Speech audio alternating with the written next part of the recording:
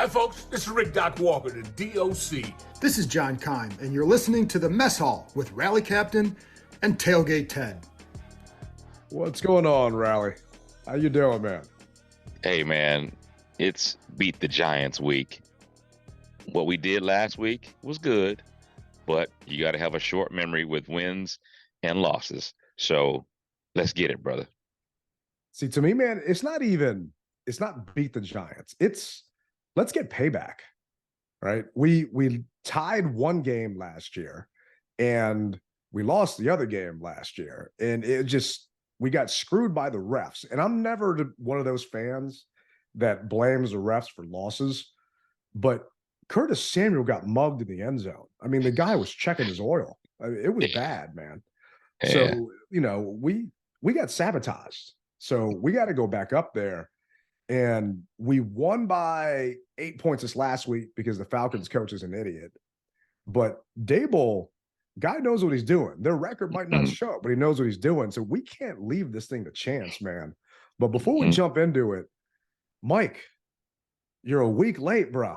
Don't Sleep Energy. The guys came out. Did you see this? It's their red berry shot, like those little tiny 5-hour energies. Oh, dude, I could have used one of those come Sunday morning. I don't know about you when we were down in Atlanta. You definitely could have, because that Atlanta airport, I don't care what time your flight is, you better be there 3 hours early. Otherwise, you're not going to make it. So I was up at the crack of dawn, and I could have used the red for myself, man. I need that, Mike. Matter of fact, Mike, I'm going to need it headed up to New York. So holler at us, hook us up. As you can see, they also have some good merch. This hat, have you seen the hoodies that they have? Dude, that hoodie looks warm, and it was cold in Atlanta. I mean, I almost felt like we were back up in DC. Come on! My people are from the islands. I had on shorts. Come on, I hear you, man. I hear you. It's just I'm from the islands naturally, so I just don't do well in that colder weather. So I saw that hoodie. It looks nice, and you're going up to New York this weekend with a bunch of our other listeners and, a bunch of Commanders fans. So if you guys are looking, you got to grab this 12-pack shot. They've got it on the website, don'tsleepenergy.com. Don't forget to use promo code DMV Mess Hall. You'll get, I think it's 12% off that thing, something nice. But it's on every order. And I was thinking last week, I wanted to bring Don't Sleeps with me, but I didn't want to check a bag. And you can't bring those cans through the airport in your travel carry-on.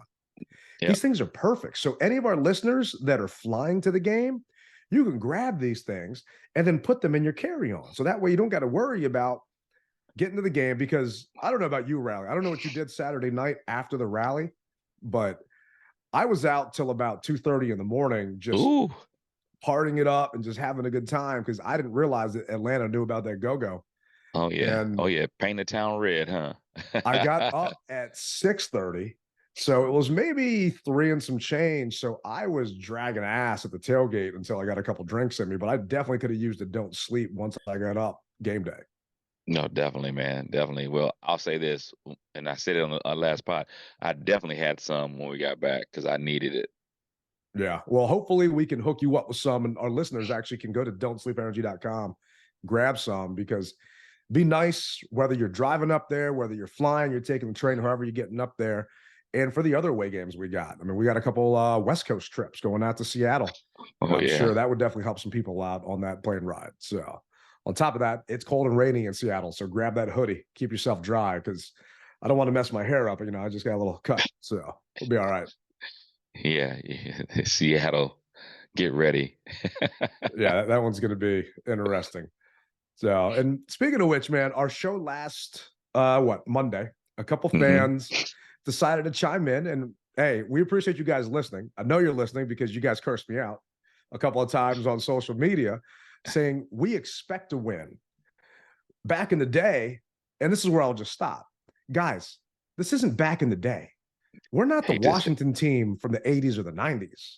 Yeah. Right? We'll get there, but we're not there yet. It's going to take some time. And one of our other listeners actually chimed in and replied back to me. And I told him it's probably going to take a good 3 or 4 years for the Harris group to get this thing ready, because we're paying for the sins of bad drafts. And the guy's sitting here saying, no, we've got a good class. We've got a good group of people now. I'm like, dude, I hear you. But realistically, players come and go off these teams. You're restarting. You're going to have to get a new GM in here. You're going to have to get a new coach in here. And it was a debate on B. Mitch and Finley about, is Sam Howell the guy, or can he be the guy, or are these sacks, something that he's not going to be able to get over? And I hear fans that are talking about that. For me, it's not even about Sam. It's, will the new people that come in want to actually keep him, or will they want to start over and pick their own guy? Is he going to get a fair shot with the new people? And if he doesn't show that he can improve, really, that's all that matters. So I don't know. Are you concerned about how many he's taking and how frequent it seems to be? Obviously, yes. Yes, yes, and yes. Um, and I'm not sure at this point if you can coach it out of him. You would think that after a couple hits, you'd realize it's no different than touching that hot stove. It's hot now. So you would think that, hey, I want to get rid of this ball early. Figure out a way to get rid of it early. And that, for whatever reason, that internal clock is just still not going off. But his bell is getting rung, though. That's for sure. It definitely is. And he got blindsided this past week. And I think it was Grant Paulson on his show had a guy that used to be on Pro Football Focus come on and talk about it. And I don't agree with this guy, but he basically said Sam Howell is a backup in the NFL. Sam's not a starter. And I don't agree with him at all. I think Sam can definitely be a starter. I think he needs to be in the proper situation. And he was going over stats that Sam had these sack issues in college. And this was a major knock on him coming into the pros, and could have been why he dropped down to a 5th round pick, because, every Washington fan loves to talk about how Sam was projected to be in the 1st round. The 1st round, yeah. Yeah, well, that's good. I mean, I'm sure my stats when I was a baby, I was in the top percentile, but you feed me rice every day because I'm Asian. Hey, those stats drop. Yeah, for him, he takes all those sacks in college. I mean, he drops down to the 5th. Yeah. Well, they were also saying that the reason why he dropped is because his receiving core pretty much left him when he was a junior. So now that he's a senior, he had no familiarity with anyone. So that's why he had to get a lot done with his legs, which still surprises me that he doesn't do more with his legs. And I've just checked out and said the team doesn't want him to, or at least not right now. They don't. Maybe when these games really count, like playoff contention type of counts, if you know what I mean, maybe they might pull a rabbit out of the hat. But I was actually surprised to see him do the read option in Atlanta, and he got the 1st down and slid. I mean, immediately got down, which I'm happy that he did to move the chains. But I don't think the team really wants him to run, man. Yeah, I think you're right. And what kills me is, well, actually, part of me wonders, remember how Heineke basically kind of, for lack of a better analogy, neutered himself and stopped running last year he was here? Yeah. I kind of wonder if he told Howell to do the same thing. Like, this is your job unless you get hurt. And even though you can use your legs, play smart and don't do what I did earlier on and just kind of ran all over like there was no tomorrow, because you have a tomorrow in this league. And you saw, I'm assuming, on the Commanders' Twitter, Heineke and Howell exchanging jerseys on the field. Yeah. And I just wonder if that has something to do with it. And Sam's thinking, oh, yeah, you know what? I think Taylor's right. Even though I can run and I did in college, it's a different league out here in the NFL. These boys are a lot bigger, and I'd rather make my money using my arm than using my legs. Oh, it kind of reminds me of Smokey and the Bandit, Sheriff Bupati Justice. He said, you can think about it, but don't do it. So maybe that's what it is about him. But I would think, in all honesty, man, and if it was me and I had some 300-pound linemen running after me, if my legs are one of my best assets, I got to use it to get out of harm's way and not back out of the play, try to figure out a way to get out of there with my feet, or just throw it away. I mean, you got to do it. Yeah, you do. And the just throwing it away part, he's been talking about how he needs to find the incompletion and search for it. And sometimes it's not that easy, especially when he's turning around in the pocket and not even looking down the field anymore because he's spinning into pressure. And it's That's how he got nailed. Yeah, that's exactly how he got nailed. He turned around and he looked lost. He looked like he was panicking. And that's the part where I'm shocked he's been able to hold on to these balls, because it's just a matter of time before one gets knocked out, you would think. And like the first week. Yeah. And it's killing me on my FanDuel season-long bet, because I bet he was going to have over, I think, 5 rushing touchdowns. Other than week 1, he hasn't actually run one in, man. And I'm kind of annoyed at that, because we're getting a little close. So, well, the good thing is we continue to win. What did you get in? 6.5 wins? 6.5. 6.5 wins. So we need 7 wins, brother. So we're close to being halfway there. You know, we're getting there. We're getting there, and one step at a time. Hopefully this week against the Giants, I feel like some of our fans are counting this game as a dub, regardless of what's going on, just because the Giants are 1-5. No. They don't look good right now. You don't know who's going to be quarterback. But from an NFL power ranking perspective, they were 31st last week.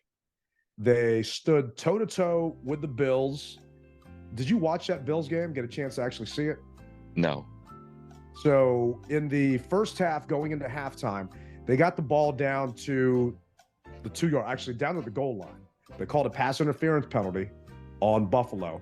So the Giants have the ball at the 1 with 14 seconds left. No timeouts. What do you think they do? Run or pass? Run. They ran the ball, got stuffed, and couldn't get back up to the line of scrimmage to call another play. Boom, go right to halftime. So, end of the game, fourth quarter, driving down the field. Tyrod's taking them down. They get another pass interference in the end zone. No time left on the clock. The game can't end on a defensive penalty. So they're on the 1-yard line. One yard line. You think they call a run or a pass?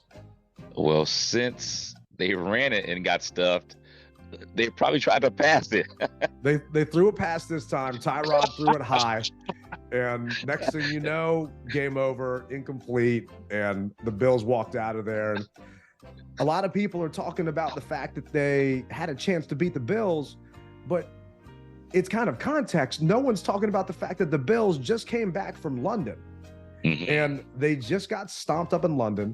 The NFL gave the Bills a chance to take their bye week after that London game. They elected not to. The Bills said, no, we got the Giants. We're good. We don't need a bye week. That's a slap in the face. I don't know if they exactly said we got the Giants, but basically they said, no, we don't need the bye week, because most teams that are, they're kind of like playoff contention, they want that later bye. They don't want that early bye. And I guess they basically got a bye because they got to face the Giants the next week on Sunday Night Football and walked away with that dub. But considering where they were, 31st, where do you think they are now in the NFL power rankings?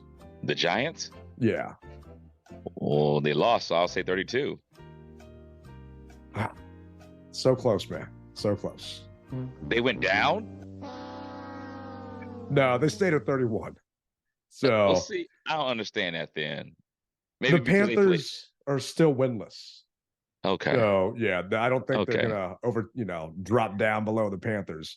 But what it says here, has the team ever lost a game like the Giants did Sunday, finishing both halves at the 1-yard line? Between the pre-halftime fiasco and end game letdown, this was the cruelest way to squander Big Blue's best defensive performance in recent memory. For 3 quarters, New York kept Josh Allen off the board, held Buffalo to fewer than 150 yards. Brian Dable seemed to expect even more from that unit when he kicked the field goal on 4th and 1 from Buffalo's 11-yard line early in the 4th, all but wasting a great Saquon drive. Tyrod Taylor did a lot of good things, but his pre-halftime clock error cost the Giants 3 points. Dable opted not to go for 4 more on that 4th quarter field goal, and Darren Waller could have had 6 on the final play. The Giants lost by 5. So, yes, they lost by 5, but once again, it was a Bills team that was coming back internationally, and to me, they would have lost by more if the Bills were actually the Bills. they had the proper rests that they needed. Uh, man, I'll tell you, and I'll tell our listeners the same thing that I tell people that ask me this face to face. The fact of the matter is, the same way that we were looking past Chicago, you can't look past the Giants. First off, no matter who's at quarterback, they've always had our number. They always play us tough. Always. Just the way this is an NFC East matchup. Don't look past them. Matter of fact, you might want to say this could be one of the hardest fought games that we've played because they want to win and beat the NFC East rivalry. Come on, guys. Don't do that to yourselves. Well, I'd say, I mean, just talking about NFC East, other than the Jets game that the Eagles lost, I'd say we played them the toughest that, they've actually faced so far, just because we see them all the time. So the Giants' one win was week 2 against the Cardinals, 31-28. So they eked past them. They got demolished week 1 against the Cowboys, 40-0. Then they played the 49ers. They lost 30-12 out in San Fran. And then the Seahawks ran all over them, 24-3. And then the Dolphins crushed them 31-16. So they've faced a tough schedule so far. I mean, Dallas, Niners, Seahawks, Dolphins, Bills. That's a rough schedule to start the season, man. If we had to start the season going against those guys, I wonder what our record would be. I totally agree. And that's why I say, with them playing against us with our sometimey porous offensive line and porous defensive line, don't be surprised if this is a close game and it's a nail biter. Yeah, division games typically are, other than obviously I just mentioned that the Cowboys kicked their ass 40-0, but we don't know who's going to play. And our boys from Rep the District actually put this tweet out here. I got to pull this thing up. It was actually kind of funny. Made me laugh when I saw it. He basically said that Daniel Jones owns Washington some of a signing bonus. Daniel Jones versus the rest of the NFL, 17-35. Daniel Jones versus us, 5-1-1. So we'll see what happens. Yeah.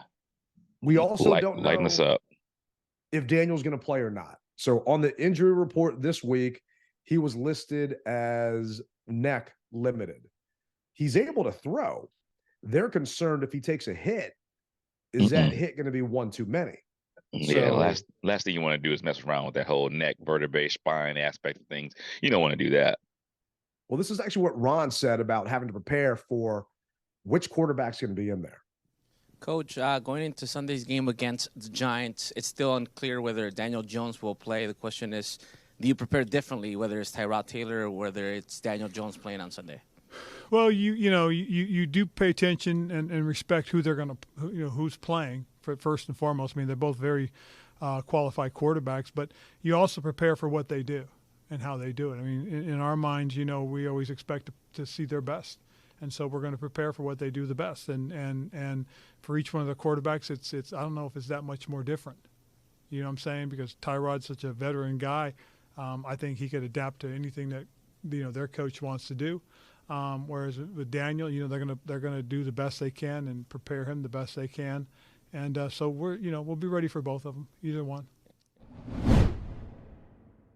Tyrod's been in this league for quite some time now. I mean, he got drafted in 2011, so he is a solid vet. He was with the Giants last year, so he knows Daboll's system, what he wants him to do. Looking at his PFF grade last week, looks like he got a 74.3 in passing. Not bad. No, that's not bad at all. So, what's going on with the Giants? They're banged up. We're banged up too. But the Giants have 4 offensive linemen on the injury report today that did not practice. They had 2 other offensive linemen that were limited. They signed a guy literally off his couch before the game last week. So all of that, you would think that means our defensive line should eat on Sunday. But you would think earlier that, how many times have we heard that before? Yeah. It's just kind of stacking up. I don't want to hear it because what will happen is we'll make that whole team look like they deserve gold jackets, and I just can't do it anymore. So I refuse to fall into that trap, man. I just refuse. The losses that we've had against these guys is still in the forefront of my mind. So I can't look past them. I'll only look past them when the clock strikes zero Sunday. I agree with you. It reminds me of a time when we played Seattle, and I don't remember who our quarterback was, but I was in Mexico hanging out on vacation. I never traveled during football season just because I don't know if I'm gonna be able to watch my team. But we had booked a trip, couldn't get out of it. I'm in Seattle, and one of my coworkers is there with me, and it's like, oh, I think Kirk was introducing himself to our offensive lineman in the locker room in Seattle. So he bet me. 2017, I think. Yeah, 2016. I think so. Yeah. Right around there. That sounds about right. He bet me basically a dinner at this steakhouse that they were going to crush us. And we ended up winning that game. Yeah. And literally, Kurt just met his lineman that day. So, you never know what's going to happen. And these guys, yes, they're professionals. They're in the league, even though they're not there. I guess from an offensive lineman perspective, I'm blocking the guy that's in front of me.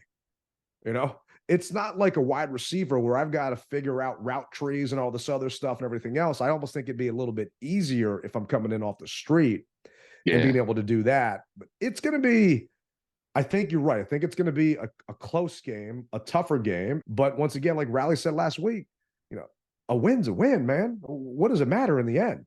This isn't fantasy football where you're tying your buddies and it comes down to a tiebreaker with a point differential. And yes, I understand that does happen in the NFL, but let's be realistic here. When does it ever come down to that? Yeah. And we just have not played. We still are looking for our identity. We have not played the way that we feel we should be playing. And this game isn't going to be any different. It's going to be a little chilly. Go ahead. When you say we feel as fans, they should be playing. Yeah. Yes, on paper, we should obliterate these guys, but we know paper doesn't play the game. So it just looks like we should beat the brakes off these guys, but it's the Giants. We never do. So dial it down a little bit, dial it back, and let's see how the chips fall when the clock strikes zero, guys. That's all that matters. Let it strike zero, and we just need to have more points than they do. Give me one. Yeah, give me one. That's fine with me. Yep. So let's walk out of the Meadowlands with a win this time. And actually, the last time we lost on the road in New York was 2020. I was kind of surprised to hear that. And it's, a nice thing to see that Rivera has had success up there in the Meadowlands. So we got a chance. But back to the power rankings. We were 26th last week. We beat up on the Falcons, even though it wasn't by what some fans thought it should be. Where do you think we are now? Did we drop or did we go the other way? Well, I think that we dropped, but as far as by how many, now I think that had we, so to our fans listening, if we blew the Falcons out the way that you want us to blow the Giants out, I'd say we dropped 8 points. But because it wasn't a win that we really needed, it was a defensive win versus an offensive win. I say we moved maybe 2 points, 2 to 3 points max. So I'd say you said we were 26? 26, yeah. I'll say we're 24. There you go, man. So we actually I got it right. You got it right. You got it Okay. right. We're going to have to give you like a margin of like 2 to 3, just to be fair, because it's kind of tough depending. This is also subjective. But it says here, this was a hidden yards victory in Atlanta, if there ever was one. Jamison Crowder's 61-yard punt return tilted the game back in Washington's favor early, setting up a Commanders touchdown. That put them ahead for good. Kendall Fuller's pick and 23-yard return stunted the Falcons' momentum 2 minutes into the second half. Washington also stymied Atlanta twice on fourth down, grabbed a red zone interception, and stopped a late 2-point attempt. The defense picked off Desmond Ridder 3 times and consistently gave the offense great field position. It was just strong. complimentary football for 4 quarters, and a massive departure from the egg the Commanders laid against the Bears in Week 5. But please, can we keep Sam Howell from getting hit so much? They had to add that. they had to add that. You know what? So, dude, I'm telling you, there's a lot of this that is on Sam. I don't understand what's going on mentally, why he can't feel it or get rid of it. I just don't understand it. And I'm afraid, like you said, if the new people come in, and I'm not trying to jumpstart next year already, but I'm just keeping it in context. If and when the new people come in, they may not like what they see about that. Yeah. And he may not be their guy. I want him to stick around because I honestly think that he's a good guy if he could get rid of that nasty habit. I think he has everything a starting quarterback needs in this NFL, except the pocket awareness. And EB from the Junkies talks about it a couple times and saying, the guy ran past you. Where do you think he's going to be? He's going to be behind you. You got to get rid of that damn ball. And a couple times he just didn't do it. And I don't understand what's going on in his head. And I advise everybody, if you get a chance, sign up for NFL Plus. Riley and I don't get a cut on any of this, but it's something that's very handy because you see the play from different angles. If you guys watched our YouTube feed, I put the actual angle from the end zone of Jamison Crowder's touchdown on our YouTube feed and for Brian Robinson's touchdown. It's completely different. It's an end zone overhead view, and you get to see what's happening because some of this is a coverage sack in regards to Sam getting hit. Some of these, Sam's just not feeling the pressure, but you get a better look at it. On TV, you're really missing out on what's happening and who you can really blame. So the fans are naturally blaming Sam or this and that. It's really hard to tell unless you get a chance to look at that feed or unless you're at the stadium. And no offense to your front row view, but to me, you got to be at the stadium probably, and I'm saying FedEx, probably in the club level to really see a view like that, to see if it's a coverage sack or was it Sam's fault or was it the O-line's fault? Well, I take offense to that. No, I'm playing. But you do have a nice seat, man. You do have a nice seat. Yeah, the action opens and closes right there in front of you at a blink of an eye, man. And if you're not on your P's and Q's, you will definitely miss it. I mean, the good news is, in regards to turnover-worthy plays, Sam has had only 8 on turnover-worthy throws. So he's making smart decisions with the ball. Definitely. The problem is his sack rate. And I think JP Finley talked about this on his podcast, Beltway Football Pod. Roughly 80% of drives that have a sack end up with no points. One sack. Just a sack. Huh. Roughly 80% of them. So just noodle that. Wow. He's had 34 sacks. So imagine how many drives really it just kind of knocked us out. And I could think of one last week where we're moving the ball down the field. And next thing you know, boom, it's 2nd and 17. And it's just a snowball. And the only quarterback we've had where I felt that we could overcome something like that, I hate to say it, but was 2012 with RG3. RG. Because he used his legs. Sam isn't using his legs and doesn't have Robert's speed. I mean, he's not a track star to really just make defensive players look like a fool. Basically, Michael Vick just in Madden back in the day, just spinning around people. That was Robert. But because Sam doesn't have that, if we get behind the sticks, it's hard for us to come back. Yeah.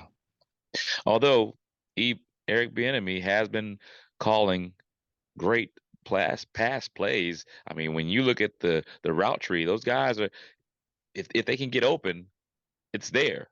That's the issue as well. They've been sticking to us like glue, but Scary Terry was able to get open last week. I mean, how many targets did he have? Like 9 or 10 or something like that. So it can be done, and just got to put some more into it. Yeah. Terry had 11 targets last week, caught 6 balls. But, I mean, he had 81 yards. I mean, Terry does well down Atlanta. A lot of people are just wondering what's going on with Jahan. Jahan had 1 target last week. And that ball, I want to say, was catchable, and he missed it. And Jahan did well, and this is actually from Nikki Javala. She wrote an article on it. Jahan Dotson has received 15.5% of the team's targets, up from 11.5% last season. In games played, his target share is pretty much similar, 15.5% this season versus 15.9% last season. The big difference, he's had only one explosive catch in 6 games this season, whereas last season he averaged more than 1 a game. So I don't know if it's a sophomore slump.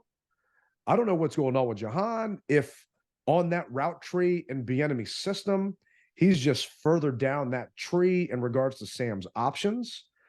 But having him there, or is he just not getting the separation that he needs? I'm kind of curious what Pro Football Focus says now in regards to Jahan Dotson, but he has just disappeared. Everyone thought it was easy money. I think his preseason numbers were 600 yards.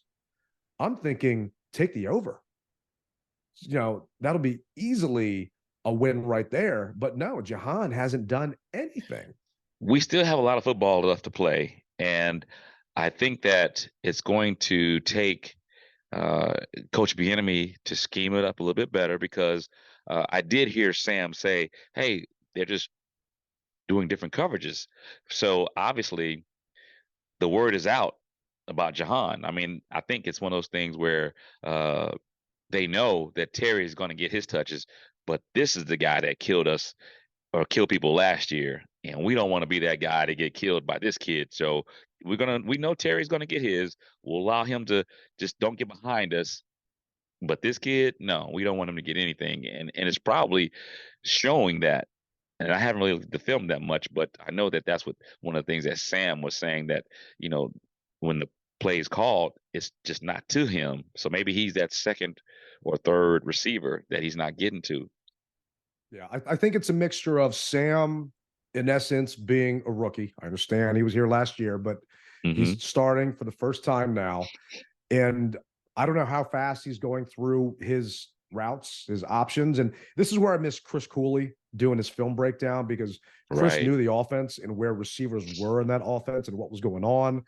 Scott Turner's system versus Eric Bieniemy's system. But he's had just a couple of bad drops that, to me, are adding up too much. And I'm not saying that Sam's not going to him because of that, because after that drop he had against the Eagles, he went back to Jahan, obviously, for that game-tying touchdown.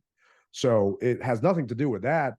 Young man he's disappeared, man. It's like, where's Waldo? What happened to Jahan? He's just not there. And I think we're going to need him against New York. Really, we're going to need him this season. Yeah. So it would just be nice to hopefully get a sighting. But other players we're going to need this weekend, man, we got a lot of people on this injury report. So how many people do we have? 1, 2, 3, 4, 5, 6, 7, 8, 9, 10. We got 10 people, and it's only Wednesday. So some of DNPs? this, Kendall Fuller, a knee DNP. That's worrisome, because our secondary's already banged up, and K. Full had that nice pick last week. Chris Rodriguez, shoulder DNP.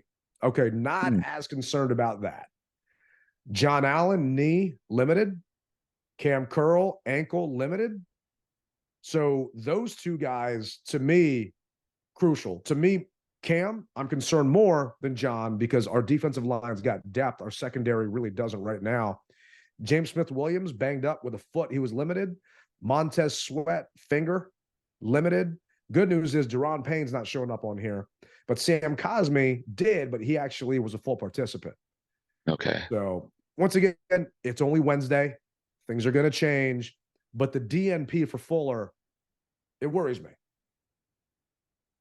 Well, hopefully it's not that serious. It could just be a veteran type of day. You know what I mean?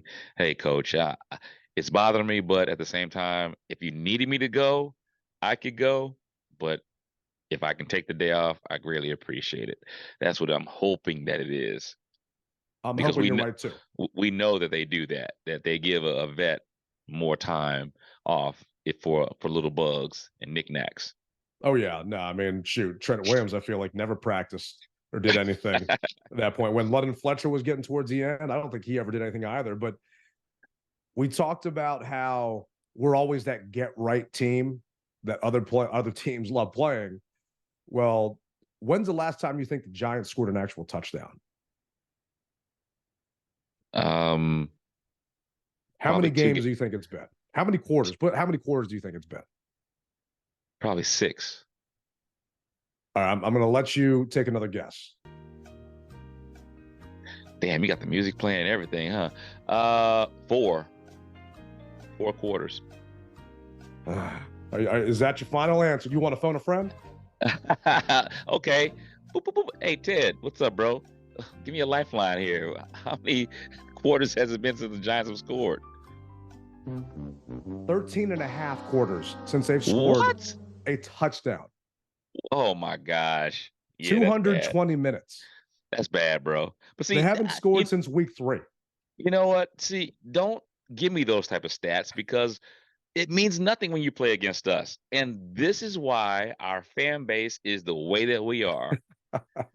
Those type of stats are the reason why we say we should obliterate these guys. And then when they come back, and I'm not trying to speak anything into existence, but when they come back and do something naughty to us, we're all like, what? I can't believe that happened. Well, it's because you look past them. And I'm hoping that the coach isn't telling the players these stats, because a lot of times, you know as well as I do, it's human nature to look past them because they haven't scored in all those 13 quarters.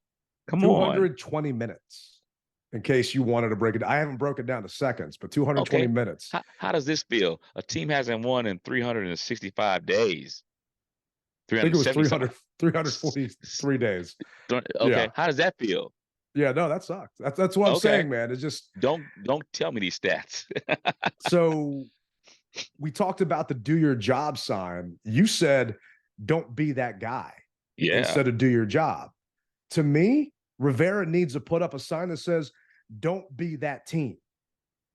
Don't be that team that let the Bears get their first win in 343 games. Yeah. Don't be that team that let the Giants get their first touchdown in 220 minutes. Don't be that team that let Daniel Jones all of a sudden come back from a major neck injury to crush you because he's your kryptonite for some reason. So you can't sleep on it from a fan perspective.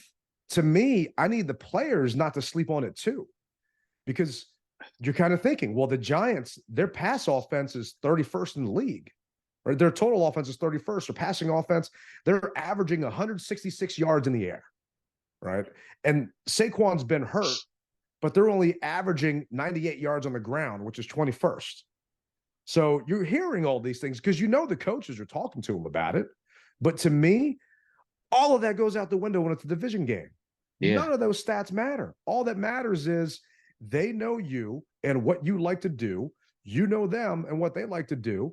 And it doesn't go back to like backyard football, but to a certain degree, you throw all that stuff out the window because you game plan all you want, but you know each other's tendencies. Just like do you play poker? No. So I used to. I stopped because I don't got anyone around me that actually want. So listeners, hit me up. But I've got some guys that I played a home game with. Okay. You knew your boys on how they bet and their tells and different things they do because you play against them so much. To me, that's the exact same thing with these division games where we know each other and what's going on. And all these numbers, and I don't want to say you're right in regards to the media kind of hyping the fans up, but I obviously got these numbers from listening to the radio and listening to people talk about it. So fans are thinking, man, we're going to crush them this week. We're going to do this. I think we're 2-point favorites, right? So I don't want to hear that either. But obviously something should kind of counterbalance that. If they have sucked this bad, you would think that we would be higher point favorites if this game was such a cakewalk in regards to Vegas and betting and everything else. So it's all I can say is 300. All I can say is 340 days or 345 days or whatever it was that the Bears hadn't won. That's what I'm going to say. That grounds me right there. I don't care about those stats. That stat grounds me to say, throw all that stuff out the window. Just play the damn game to the best of your ability. That's what I want to see. Those stats, man. Oh my gosh, dude, you read these stats off and you say to yourself, we should just blow the doors off these dudes. And when it doesn't happen, then we're looking like clowns. We are, and you have to think we can't count on another 3 turnover game. We can't count on, Danny Dimes to be like how he plays against the rest of the league or Tyrod. And the problem is, who would you rather face, Tyrod or Daniel Jones? I would probably, since he's banged up, Daniel Jones, because I don't think that he will take the chances that that he would normally take if he wasn't banged up. But since he is, if he wasn't, then I'd say Tyrod, definitely. So because I agree with you. We beat Tyrod before. Yeah, we have, and I would rather play Daniel for that fact because I feel that he's going to take something out of his game because he can't really, or not that he can't, but he shouldn't really take those hits. Mm-hmm. And he might neuter himself like Heineke used to. So maybe it won't be the Daniel that beat us those 5 times. Maybe it'll be the Daniel that, played against us when he had that one loss. So we'll see how it goes. But Saquon's back. So it's not just Daniel we got to worry about. Saquon had been out for quite some time. So he's now back. So to me, he's got fresh legs. And I think they're going to get a heavy dose of Saquon Barkley. And we sold out last week to stop Bijan Robinson. There were some videos going around where we had 9 guys in the box because we did not respect Desmond Ridder. So they just said, screw it. We're putting 9 guys in here. And if Ridder wants to try and hit us over the top, then let's see what's up. But you cannot do that against the Giants. No. Like I said, when the game's over, those guys will be wearing gold jackets, and we can't have another repeat performance like that. Tyrod has an arm. He will hit us over the top. Same thing with Jones, obviously. Mm-hmm. So Tyrod only had 200 yards last week, but he can still throw that ball, sling that rock. Saquon had 24 carries for 93 yards. So we've got to stop Saquon. And the Commanders have done a good job against Saquon Barkley. He has not killed us. Yeah, so they bottled him up. But don't let this be that time. Don't be that team that all of a sudden you guys forgot what you did to stop Saquon. I'm trying to see up Saquon's stats against us past couple of years. But it'll be interesting to see. For you, what are your keys to leave in MetLife with a win? I was going to say, have Tyrod beat you with his legs and not his arm. That's what I'm going to say about that.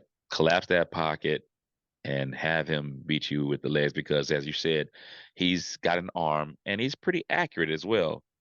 I don't think he has the wheels that he used to have. I mean, he's got enough to get out of situations, but you don't want him to doggone open it up with the legs. So have him beat you with his arm. The other thing is give the guys I think they did a great job of substituting last week. Those guys are going to need a blow. So get those guys out. And Sam, if it's not there, brother, throw it away or run it. Even if it's just a 1-yard gain and you got to get down and slide, do that because they're coming and they know that we're porous. Or I shouldn't say we're porous. I'm going to say they know that maybe it's, as you said, Ted, maybe it's a panic thing and he just freezes up. But whatever it is, teams know it and they're going to try to exploit it. Yeah, you're right. The Giants know that Sam's got a problem, and we had an issue last year blocking for him. What was it? Was it Thibodeau against us last year? Thibodeau. I mean, he had a number. Yeah, and a lot of fans are talking about just put Cornelius Lucas in. I'm just going to say this once: the NFL is a business, right? They are not going to put Andrew Wiley on the bench and put Cornelius Lucas in unless Wiley gets hurt. They signed him to a deal And at that point, it makes them look like a fool. And the best player does not play in the NFL. It just doesn't work that way. Coaches have affinity for people they drafted, for people they brought to the team.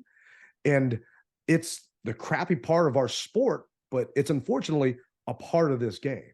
And we don't know if Leno's going to be back this week. Not sure. They need to take all the time they need to get through what they're going through. Not going to rehash it again. So our offensive line has got to step up and give Sam some time, because last year that Giant defensive line did what they needed to do to knock Taylor off his game. And they got a couple sacks in crunch time that just killed us. That killed us. So I got a question for you, Ted. Do you think that we'll see Forbes this game? I think we do. I don't think you can sit that young man for 2 games in a row. I don't think he deserves to be sat for 2 games in a row. And I think you'll do more harm than good just mentally if you don't let him touch that field, because your secondary's banged up. Fuller's banged up. He was a DNP today. Cam Curl's got an issue. Not that he's going to play safety, but you need him. And a lot of fans don't realize your 53-man roster is not active on game day. You are down from 53. I can't remember the exact number, but you don't get to dress all 53 of your guys. So if Forbes is there and they need him, he should get reps. The problem with Forbes is not, it's been coverage, yes, but it's also been his tackling. And hopefully he steps up if he does get a shot and doesn't just get run over. But I do think he's going to get some snaps. I was shocked and kind of angry that they didn't give him a chance, because sitting on the field pregame and just watching him, he looked like he really was ready and wanted to be in there. But the coach wanted to teach him a lesson. Well, they taught it to him. And obviously, as I told you, I saw him on the field. So he did get to see the field when somebody else got a pick. He was in the end zone. I looked up the rule. You are allowed to go down there and go celebrate with your team. You can't do it if you're not dressed. So guys that aren't dressed aren't allowed to go down there. Gotcha. But for those of our listeners that didn't listen to the postgame show, Rally asked, Forbes touched the field because he was down there celebrating some of those interceptions, and he thought it was a penalty. I actually thought it was 2 probably. But no, they're not stopping you from doing that. You can run down and celebrate with your brothers. But if you're not dressed, you're not allowed to do that. Okay. That shocked me, because I know I know he didn't take a snap. How the heck is he on the field celebrating? But hey, that's how it is. Good for the No Fun League to change it. Well, maybe he sees what he's missing out, because Forbes, they brought him in here to be a ball hawk, and he's got burned a couple times because he's playing for that pick instead of playing for that tackle. So maybe, hey, you know what you're missing. I guess there's that one song, you don't know what you got till it's gone. Well, till it's gone. It was gone for him last week in Atlanta. So let's see this week if he actually, makes good on what he missed out on. But for me, we got to be better on third down, man. We were 2 for 10 on third down last week. You cannot play like that against, yes, it's the Giants. Yes, they're 1-5, but you cannot play like that against a division. This game doesn't count for just 1. It counts for 1.5, if not 2. We're already down 0-1 the division. We lost to Philly. Yep. We can't go down 0-2 in the division. Odds are we're fighting for that last wild card spot. These NFC losses are going to stack up and they're going to hurt, right? That Bills loss sucks. To me, that's kind of a half a loss versus a full loss because it's an AFC loss. And yes, I'm talking playoffs. Realistically, that's too early for that. But if we all think this team has a chance to make a run down the road, these little things stack up and they matter. One of those Giants games last year would have got us in the playoffs. Yep. That Browns game last year, hey, Ron Rivera could have got us in the playoffs. So something, you have to win the winnable games. And this is a winnable game versus a beat up Giants team. Yes, it's up there, but they are beat up. Yes, they haven't scored a touchdown in 220 minutes. That tells you you've got to do something, man. You've got to win this game. You keep throwing that stat up there, bro. my Just because it's gosh. driving you crazy. Yeah, my skin is crawling, dude. I'm telling you. Who Oh is God. your don't sleep player of the game? Who can the Giants not sleep on this week with that new energy red berry shot? I'm gonna say Two Hill. I'm gonna say give Two Hill a shot and let him eat. You got Don't to call sleep him by on his him. proper name, man. It's Casey Two Sacks Two Hill, because that's My all the man bad. does when he steps out there. Casey, 2 sacks, Two Hill. There you go.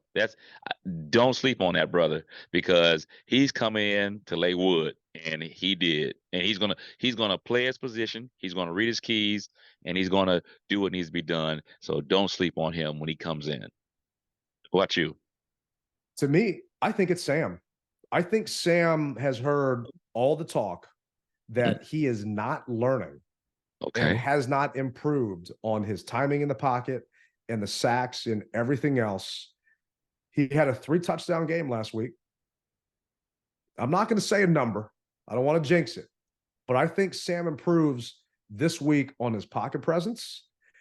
Okay. The Giants have 5 sacks total. He's been doubling the number each week. I think Sam does a better job this week in the pocket and gives himself a better chance to actually win this game and shut some of these people up because he is hearing the noise. They all are. It's all over SportsCenter how he's about to break the record for sacks in the NFL.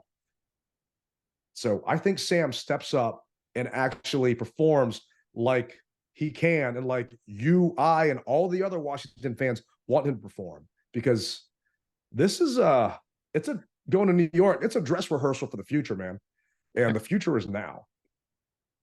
Well, everybody feels that way. I mean, everyone says that this is the best quarterback that we've had since Kirk Cousins. So if that's the case, Kirk didn't take this many sacks. Kirk knew how to release the ball. He didn't scramble. He wasn't much on scrambling, but he knew how to get rid of the ball. And Sam just needs to take a note from Kirk Cousins, if you will, get rid of the ball. Just not too many notes. Yeah, not too many. Not too many. We like what you're doing, but just get rid of the ball earlier. So, But who do you take this week before we wrap it up? What's your prediction for the game? Who do I take? Well, come on, the Commanders, of course. But I say it's going to be a close game. I'm going to say 17-14 Commanders. 17-14 Commanders. Yep. I mean, that's right there with the spread pretty much. I'm feeling a little more bullish. Ooh, I'm thinking 28-10 Commanders this week. Okay. I'm thinking the guys step up and they build off of that win in Atlanta. And we get a chance to go 4-3, coming back to a sold-out FedEx Field, and hopefully put a stopping on those Eagles. As long as we don't get sabotaged by the refs. As the Beastie Boys take us out with sabotage. Hey, I hear the music. You guys hear the music. And when that music is playing, to let you know that you have made it through another episode of the DMV Mess Hall. And we appreciate you riding with us. This will not be a sabotage week. On behalf of Tailgate Ted, Rally Captain, we're Sam. How?